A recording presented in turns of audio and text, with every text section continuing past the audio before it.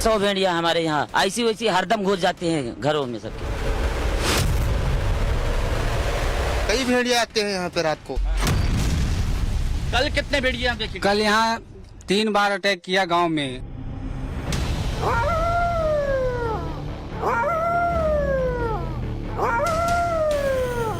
दावा किया जा रहा है कि यहाँ पर सिर्फ 2-3 भेड़िए नहीं, बहुत सारे भेड़िए हैं। हाँ, सब भेड़िए।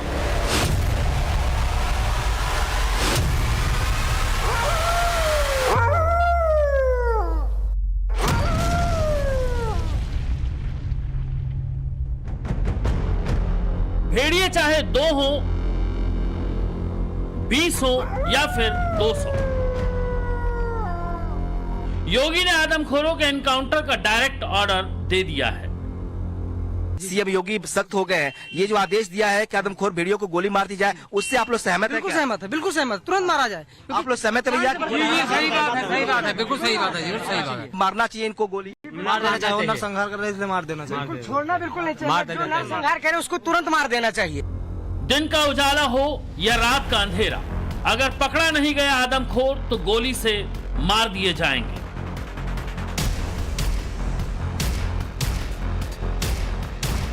अब वन विभाग क्या करेगा? वन विभाग कौन सी नई रणनीति अपनाएगा? हाईटेक इक्विपमेंट उनके पास है, उसके बावजूद भी वो कुछ कर नहीं पा रहे हैं, और इसीलिए हम यहाँ पर सवाल उठा रहे थे। और हमने जब सवाल उठाया तो ऊपर तक हलचल मची, और उसके बाद अब ये कदम उठाए गए। कल धड़ाधड़ बैठक हुई है।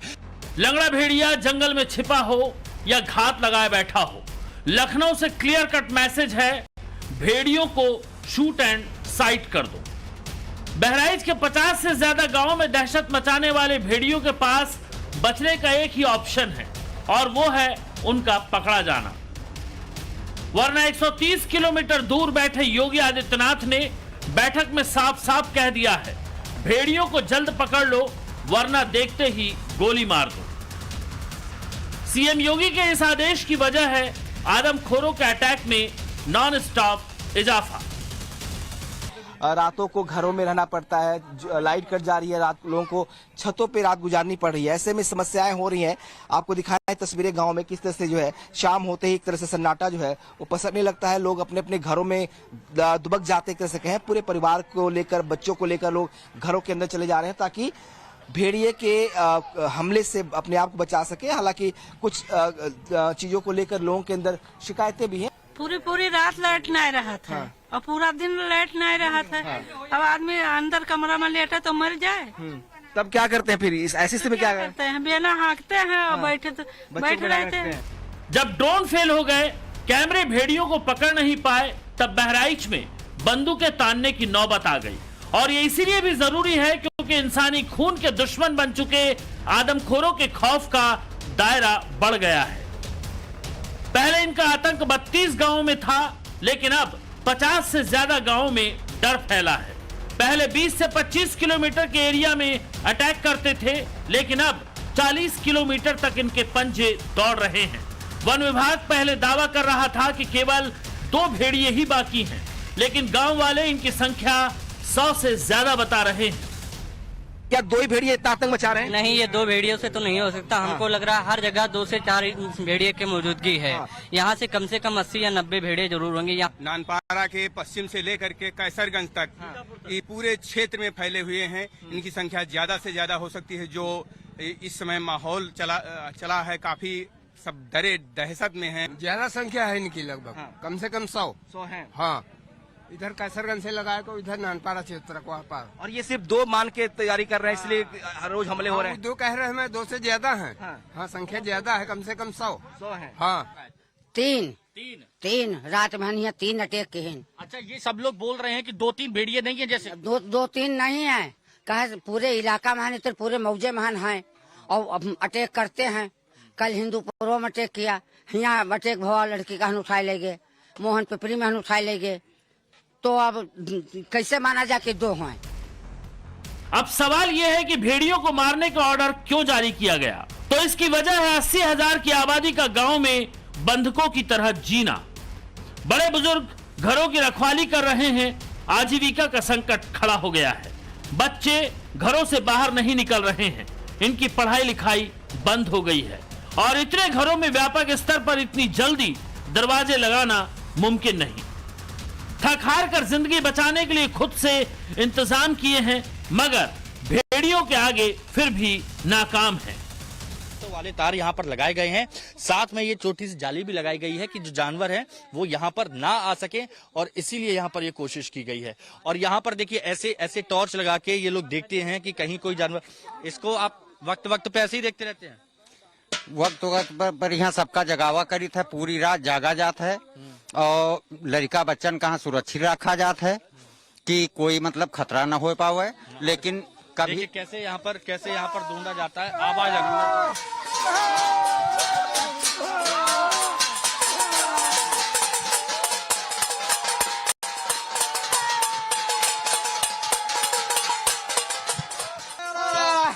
इस तरह से आवाज लगाने से भेड़िया भाग जाता है। हाँ, इस तरह से आवाज लगाने से भेड़िया भाग जाता है। हाँ जी सर, लेकिन ये नहीं पता चलता है सर कि ये भेड़िया जो काटते हैं तो इसको पता नहीं लगता है कि ये कौन सा जानवर है, काट के तुरंत चला जाता है, इसको पहचान भी नहीं पाते हैं। या अल्लाह, ये बलाओं को दूर करना, जो एड़िया भेड़िया सब चिल्ला रहे हैं। भेड़ियों से बचने के लिए मंदिरों में पूजा भी हो रही है, मस्जिदों में दुआएं भी मांगी जा रही हैं।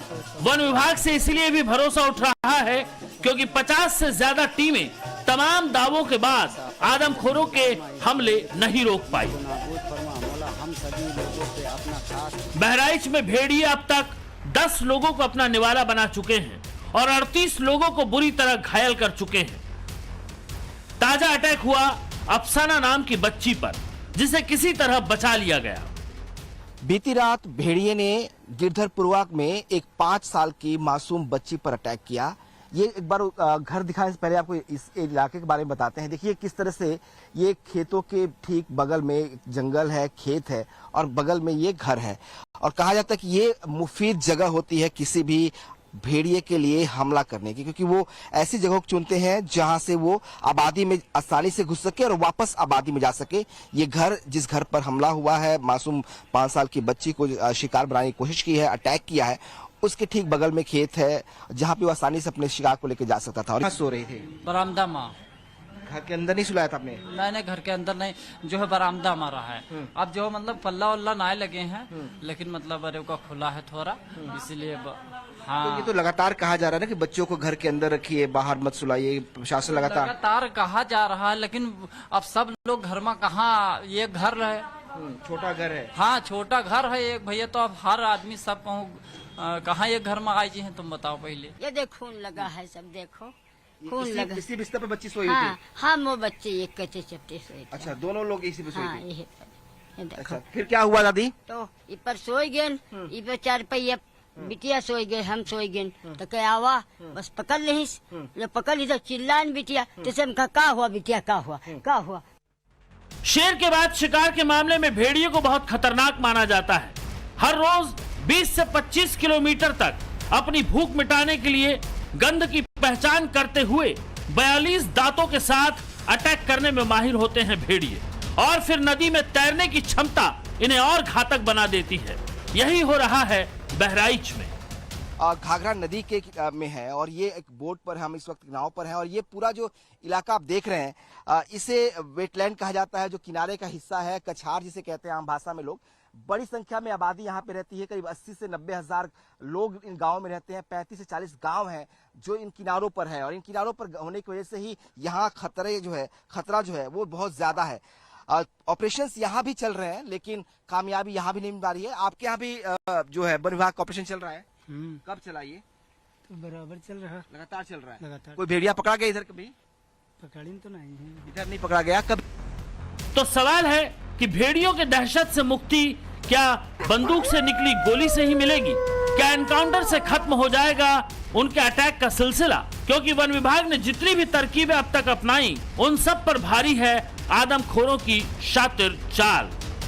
बहराइच से हिमांशु दीक्षित और विनोद मिश्रा के साथ ब्यूरो रिपोर्ट, टाइम्स नाउ, नव भारत।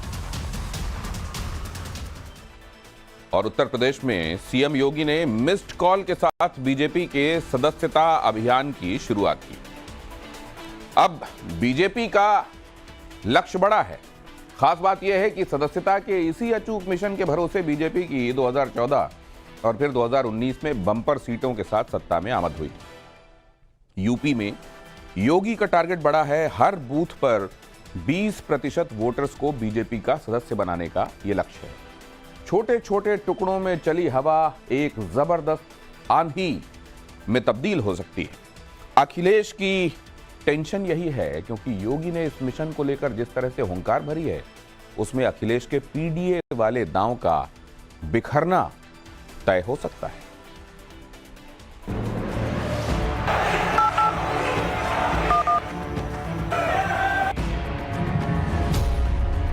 लक्ष्य एक ही होना चाहिए कि राम काज कीनो बिन मोहि कहां विश्राम।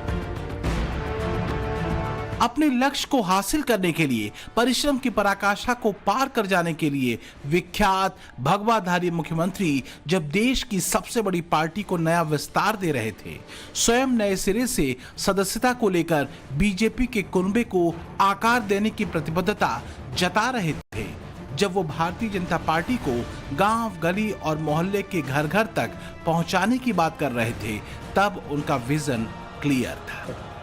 सदस्यों को सीढ़ी बनाकर बीजेपी को असीमित ऊंचाई पर पहुंचाने के लिए जब योगी आदित्यनाथ वचनबद्धता जता रहे थे, तब उनका टारगेट बिल्कुल फिक्स था।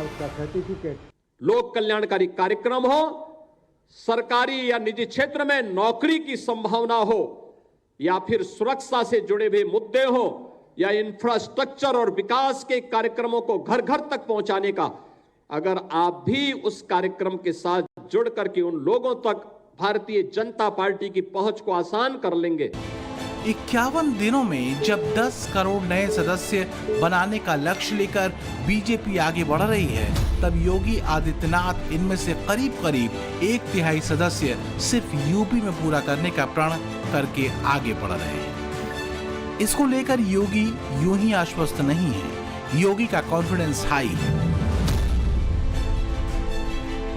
क्योंकि यूपी में योगी को सदस्यता अभियान में संघ का साथ मिल चुका है। योगी आदित्यनाथ को सुप्रीम कोर्ट से भी शुभ समाचार मिला है। योगी के सियासी शत्रु अपने ही चक्रव्यूह में फंसते जा रहे हैं। पीडीए को ध्वस्त करने की रणनीति में एक और कड़ी जोड़ दी है और इस सब के बीच वो लगातार नौकरी बांट रहे हैं। बीजेपी के वटवृक्ष को और विस्तार देने के लिए जब नए सदस्यों को बढ़ाने की बात कर रहे थे योगी, तब उन्होंने नौकरी का भी जिक्र किया। और नौजवानों को तैयार करिए, अगले 2 वर्ष में 2 लाख सरकारी नौकरी लेके आने जा रहे हैं, 1 करोड़ निजी क्षेत्र में नौकरी लेके आने वाले हैं, लगभग 60 लाख नौजवानों को और उद्यमियों को नए स्टार्टअप स्थापित करने, उन्हें एंटरप्रेन्योर बनाने और उन्हें नए उद्यमी बनाने की दिशा में सरकार कार्य करने जा रही है। योगी का शब्द शब्द आत्मविश्वास से भरा हुआ है, और ये इसलिए है क्योंकि बीजेपी के इस सदस्यता अभियान में उन्हें संघ का भी साथ मिला है। यूपी में सदस्यता अभियान का अहम हिस्सा मुस्लिम आबादी को पार्टी से जोड़ना है। इस बार सदस्यता अभियान में बीजेपी ने मुस्लिम प्रोफेशनल्स और 3 तलाक पीड़िताओं को टारगेट किया है। खास बात यह है कि इस अभियान को पार्टी का अल्पसंख्यक मोर्चा और राष्ट्रीय स्वयंसेवक संघ का आनुषंगिक संगठन मुस्लिम राष्ट्रीय मंच भी सहयोग कर रहा है, और यही बात सबसे बड़ी मानी जा रही है। इंद्रेश कुमार की अगुवाई वाला संगठन जब विधानसभा उपचुनाव से ठीक पहले योगी की प्रतिज्ञा को पूरा करने में मदद कर रहा है, तब पार्टी ने सदस्यों की तादाद बढ़ाने के लिए अपने कार्यकर्ताओं को भी नया टारगेट दिया है। इस बार सदस्यता में जो भी नेता 100 प्राथमिक सदस्य बनाएगा, उसको पार्टी का सक्रिय सदस्य बनाया जाएगा। यह सक्रिय सदस्य ही आगे जिला अध्यक्ष, राष्ट्रीय अध्यक्ष और प्रदेश अध्यक्ष जैसे महत्वपूर्ण पदों पर चुनाव में अपनी अहम भूमिका निभाएंगे। नए सदस्यों को जोड़कर बीजेपी 2027 के लिए सत्ता की सीढ़ी बनाने की तैयारी में है। उत्तर प्रदेश में भारतीय जनता पार्टी एक बूथ के 20% वोटर्स को अपना कार्यकर्ता बनाएगी, ताकि लोकसभा चुनाव 2027 में उसके प्रत्येक बूथ पर जीत हासिल करने में मदद मिल सके। उत्तर प्रदेश में करीब 1,68,000 बूथ हैं। बीजेपी कुल 3 लाख से अधिक कार्यकर्ता बनाने का प्रयास कर रही है। एक बूथ के लिए 200 कार्यकर्ताओं का लक्ष्य तय किया जा रहा है। बूथ पर मतदाताओं की संख्या लगभग 1,000 होती है। तो योगी का बीजेपी के लिए सदस्यता अभियान किसकी टेंशन बढ़ाने जा रहा है, ये बताने की जरूरत है, क्योंकि बीजेपी के सदस्यों की संख्या हमेशा ही विपक्ष के माथे पर पसीना ला देता है। साल 2022 में तमाम दावों के बाद भी समाजवादी पार्टी यूपी की सत्ता में अपने पांव नहीं जमा पाई थी। हालांकि लोकसभा चुनाव में अखिलेश यादव ने पीडीए के बूते भले ही बीजेपी के दुर्ग में सेंधमारी की हो, लेकिन इस बार जिस तरीके से बीजेपी सदस्यता अभियान चला रही है, वो कहीं न कहीं अखिलेश यादव के इस पूरे समीकरण को ध्वस्त कर सकता है। 2022 के यूपी विधानसभा चुनाव में अपने सदस्यों के दम पर ही बीजेपी ने लगातार दूसरी बार सत्ता में वापसी की थी। इसलिए योगी इस फॉर्मूले को लेकर कॉन्फिडेंट है, क्योंकि सदस्यों की संख्या और वोटों का गणित दोनों एक दूसरे के पूरक रहे हैं। इसे समझिए जरा। 2022 में यूपी विधानसभा के चुनाव हुए तो बीजेपी के 2,30,00,000 सदस्य थे, जबकि बीजेपी के वोटों का आंकड़ा 3,80,51,000। वहीं अखिलेश यादव की समाजवादी पार्टी को 2,95,43,934 वोट मिले। इससे पहले 2017 के यूपी चुनाव में बीजेपी को 3,44,03,039 वोट मिले थे और समाजवादी पार्टी ने 1,89,23,689 वोट हासिल किए। इस बार बीजेपी का टारगेट है 4 करोड़ से ज्यादा वोटर, जबकि समाजवादी पार्टी 3.5 करोड़ वोट के लिए पसीना बहा रही। इसलिए योगी का टारगेट फिक्स है, क्योंकि अगर तय लक्ष्य को हासिल कर लिया, 4 करोड़ वोटर्स को बीजेपी ने अपने पाले में कर लिया, तो अखिलेश के लिए चुनौती बड़ी हो सकती है। बार बार योगी को टारगेट करते अखिलेश भले हमले बोल रहे हों, पर योगी के सदस्यता अभियान का इंपैक्ट अखिलेश भी बखूबी समझते हैं।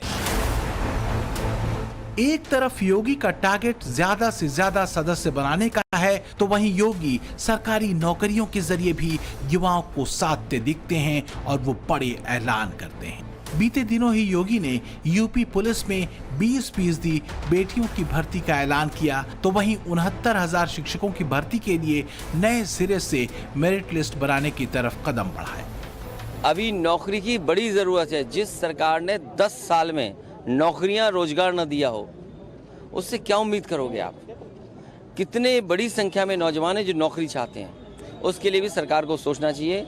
ये मुख्यमंत्री जाने वाले हैं, इसलिए इस तरह की भाषा का इस्तेमाल करना। चाहे राज्य हो या राजनीति, दोनों ही स्तरों पर योगी ने अपनी प्राथमिकताएं तय कर ली हैं और योगी अपनी प्रतिबद्धताओं से पीछे हटने वाले नहीं हैं। योगी ये भरोसा सूबे को दे चुके हैं कि यूपी का शीर्ष पर होना तय है और विकास के पैमाने पर यूपी नई पहचान गढ़ेगा। उत्तर प्रदेश में 54 ऐसी बस्तियां थी जो 100 वर्ष पहले बसाई गई थी, लेकिन आजादी के बाद भी उनको वोटिंग राइट नहीं थी। 2017 तक उनको कोई वोटिंग राइट नहीं थी, उनको कोई राशन कार्ड नहीं बनता था, उनको किसी सुविधा का लाभ नहीं दिया जाता था और वे लोग एकदम खानाबदोश की तरह उन जनपदों में रहते थे, समाज से कटे थे। मैंने उनकी लड़ाई को बहुत नजदीक से देखा था। पहली बार बीजेपी अपने सदस्यता अभियान के जरिए विधानसभा चुनावों पर फोकस कर रही है। इससे पहले 2 बार जब सदस्यता अभियान शुरू हुआ था तो लक्ष्य लोकसभा चुनाव था और इस मिशन ने कमाल के परिणाम बीजेपी को दिए थे। 2014 में जब अमित शाह बीजेपी के अध्यक्ष थे, तब पूरे देश में 11 करोड़ लोग बीजेपी के सदस्य बने थे। इनमें से 1,13,00,000 मेंबर अकेले यूपी से ही थे। दूसरी बार 2018-19 में जब सदस्यता अभियान चला तो 7 करोड़ नए सदस्य बीजेपी से जुड़े। इसमें 50 लाख से ज्यादा लोग यूपी से। योगी के आत्मविश्वास के बड़े होने की एक वजह पार्टी के भीतर उठे खींचतान के सुरों का खत्म हो जाना भी है। बीजेपी मिलकर अब अपने लक्ष्य को हासिल करने के लिए निकल चुकी है।